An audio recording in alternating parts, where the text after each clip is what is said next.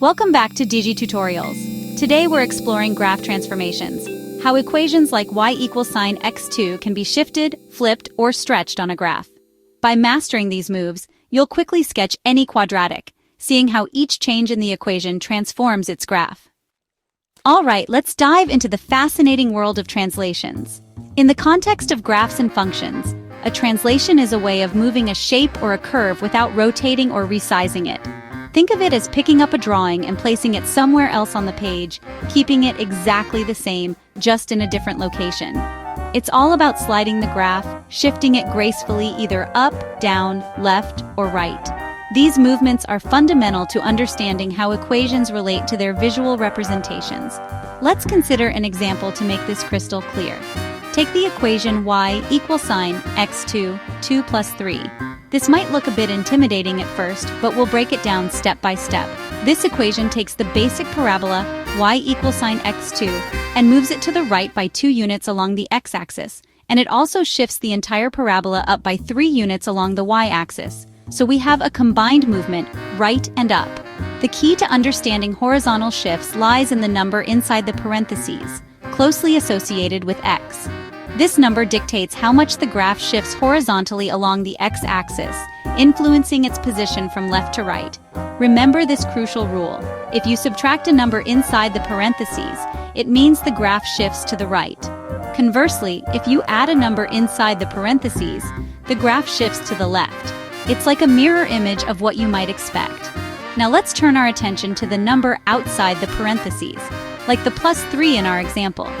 This number governs the vertical shift, determining how much the graph moves up or down along the y-axis. If the number is positive, indicated by a plus sign, the graph shifts upward. If the number is negative, indicated by a minus sign, the graph shifts downward. It's a direct and intuitive relationship.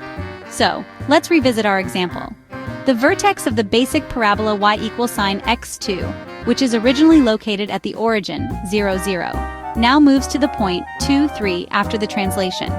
This new location is a direct result of the equation y equals sine x2, 2 plus 3. It's important to note that the fundamental shape of the parabola remains unchanged throughout this process. The translation only affects the position of the graph on the coordinate plane. Only the position changes.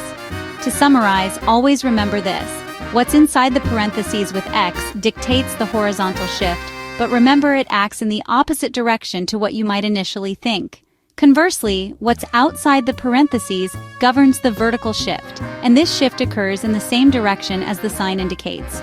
With these simple rules in mind, you now possess all the knowledge you need to confidently move any parabola around the graph and understand its translated form.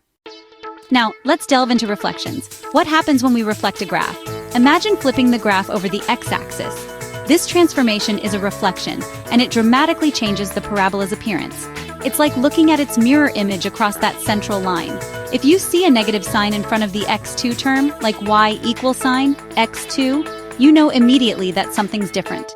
Instead of the parabola opening upward, reaching for the sky, it opens downward instead of up, pointing towards the ground.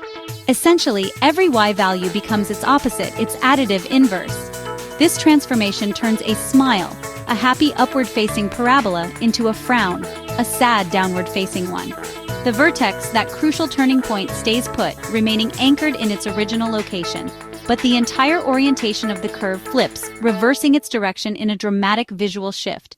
Just look for that negative sign. It instantly tells you if the parabola is upside down, saving you time and effort in analyzing the equation. Positive coefficient in front of x2 opens up, a standard happy parabola. Negative coefficient opens down, a reflected, sad parabola. That's the power of a simple reflection, a fundamental transformation that reveals so much about the behavior of quadratic functions. Now that we've explored vertical shifts and stretches, let's shift our focus to another type of transformation that affects the shape of our parabolas. We're going to delve into horizontal stretches and compressions. These transformations alter the width of the parabola, making it either wider or narrower, while keeping the vertex in the same horizontal position. This horizontal change happens when you multiply x inside the function. It's a subtle but powerful way to manipulate the graph. The general form of this transformation is y equals sine bx2, where b is the factor that controls the stretch or compression. If b is between 0 and 1, like 0.5 comma meaning it's a fraction, we're dealing with a horizontal stretch. This means the graph stretches wider, as if it's being pulled horizontally away from the y-axis.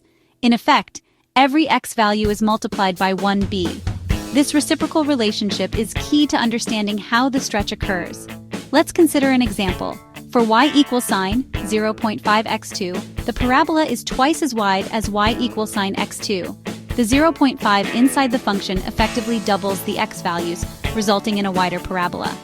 Now, let's switch gears. If b is greater than 1, like 2, we're looking at a horizontal compression.